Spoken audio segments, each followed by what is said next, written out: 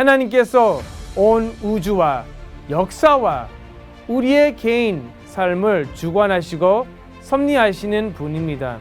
모든 나라들의 흥망성쇠를 주관하시는 분이 바로 하나님이심을 우리가 알 수 있습니다.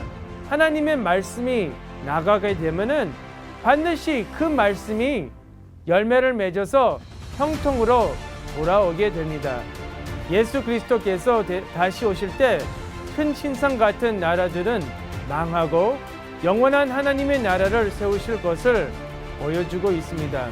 구속사적 경륜 가운데 앞으로 펼쳐질 세계 역사의 진행 과정을 나타낸 것이었습니다. 남유다는 크게 3번에 걸쳐 바빌론으로 끌려가게 되었습니다. 세계 편도를 뒤집는 전쟁이 2개가 있었어요. 그때 특별히 다니엘과 세 친구들 포함해서 왕족이나 귀족들을 중심으로 바빌론 제1차 포로로 끌려가게 됩니다.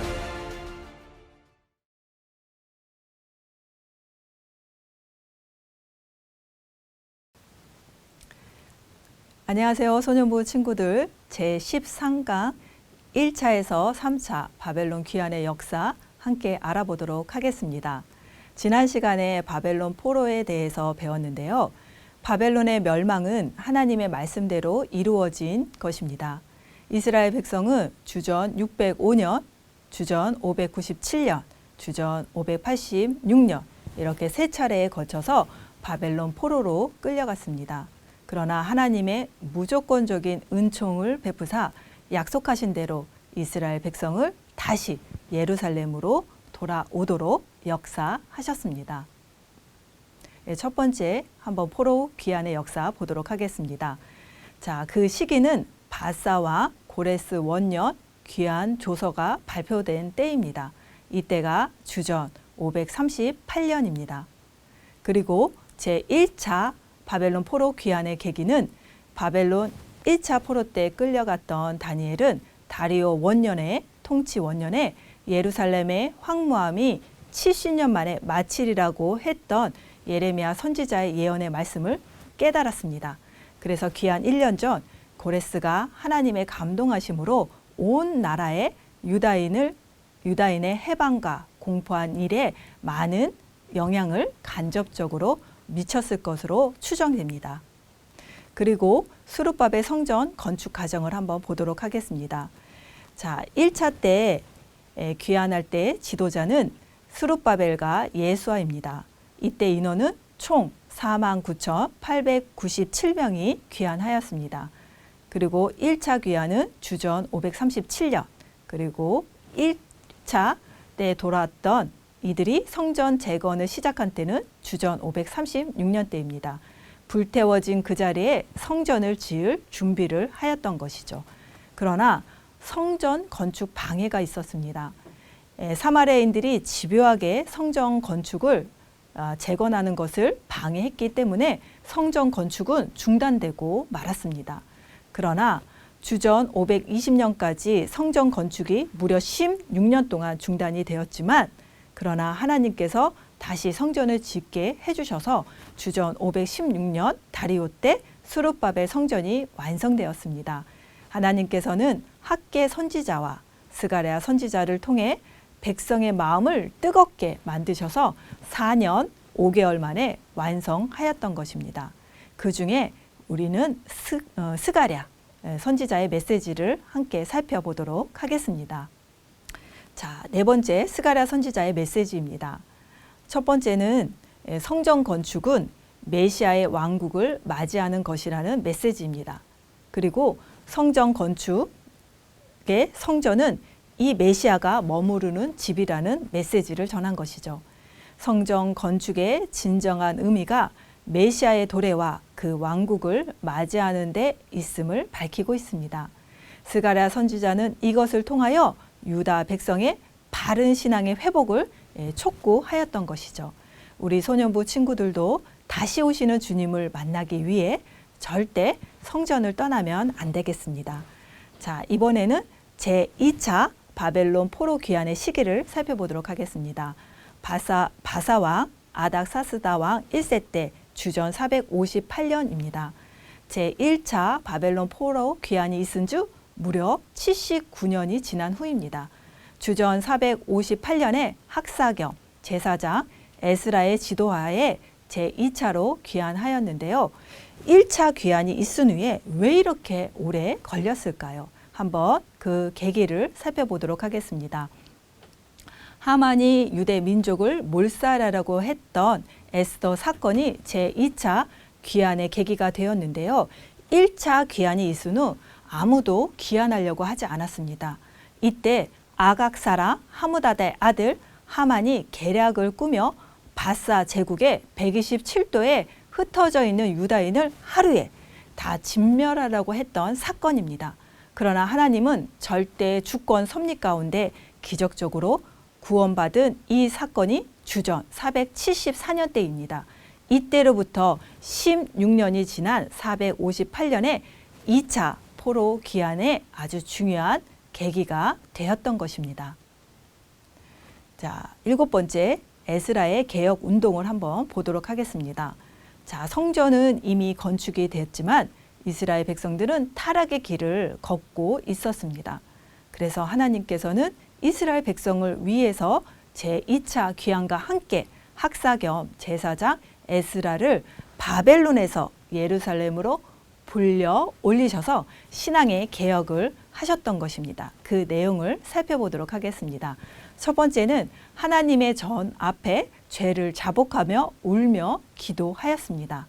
두 번째는 이스라엘 총회를 소집하였습니다. 세 번째는 이방 여인과 혼인한 자들의 명단을 공개하였습니다. 하나님께서 에스라를 통해 온 백성이 회개하고 각성하여 믿음의 순수성을 회복할 수 있도록 이렇게 크신 사랑을 베푸신 것입니다. 자, 8번째 제3차 바벨론 포로 귀환의 시기를 한번 살펴볼까요? 바사 왕 아닥사스다 왕 1세 때 주전 440년대 일입니다. 2차 포로 귀환이 있은 즉 458년 그리고 444년까지 예루살렘 성벽을 건축하면 이제 국가적인 면모를 갖출 수가 있는데요. 주변의 방해로 중단되었습니다. 이때 느헤미야가 유다 총독으로 임명되어 예루살렘으로 보내진 것입니다. 그래서 느헤미야는 성벽 재건과 개혁 운동을 하였는데요. 첫 번째 성벽 재건 공사는 무려 52일 만에 완성되었습니다. 그리고 느헤미야가 개혁은 에스라를 통해서 율법을 듣고 회개하여 그 율법을 지키도록 맹세케 하였던 것입니다. 이렇게 성전 재건을 통하여 외부로부터 공격을 차단하고 개혁과 부흥을 통하여 선민의 성결함을 회복시키도록 하나님께서 준비하셨던 것입니다. 자, 10번째 바벨론 포로 귀환의 구속사적인 경륜입니다. 유다의 범죄에 대한 하나님의 진노가 끝났음을 의미합니다. 그리고 미래적이고 종말적인 구원의 확실성을 보장합니다. 그리고 세 번째는 하나님의 말씀의 성취를 나타냅니다. 하나님께서 바벨론 포로 생활이 70년이 될 것이라고 예레미야 선지자를 통해서 말씀하셨기 때문입니다.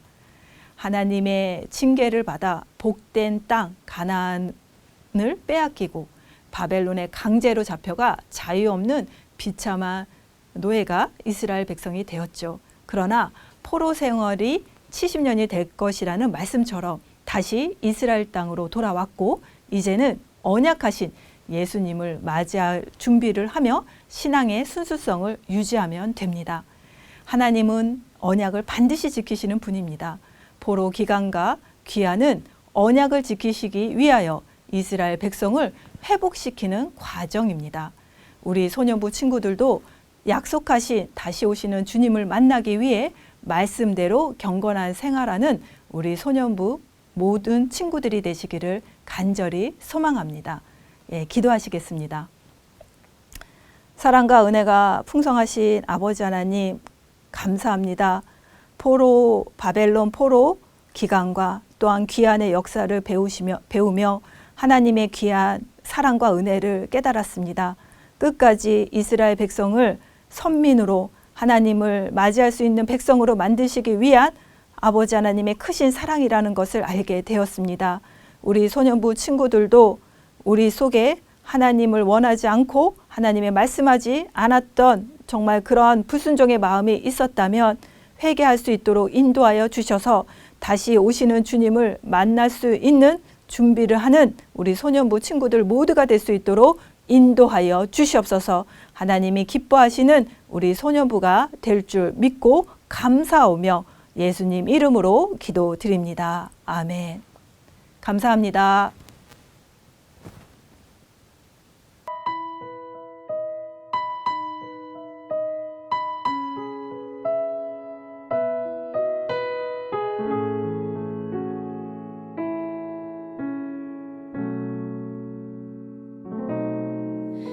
그 선한 힘에 고요히 감싸요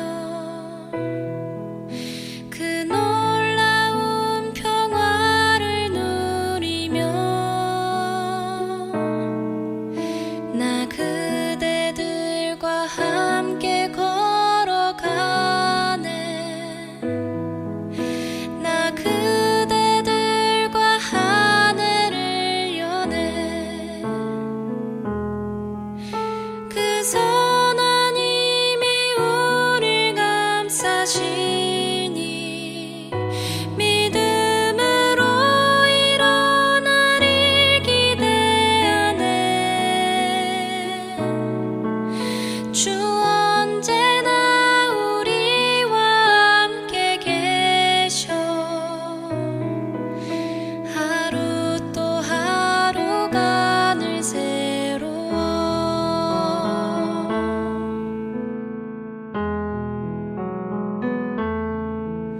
지나간 허물 어둠의 날들이 무겁게 내 영혼 짓눌러도 오 주여 우릴 외면치 마시고 약속의 구원을 이루소서 그 선한 힘이 우릴 감싸시니 믿음으로 일어나릴 기대하네 주 언제나 우리와 함께 계셔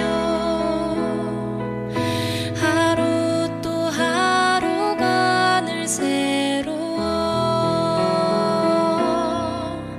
주께서 밝히신 작은 촛불이 어둠을 헤치고 타오르네 그 빛에 우리 모두 하나 되어 온 누리에 비추게 하소서 온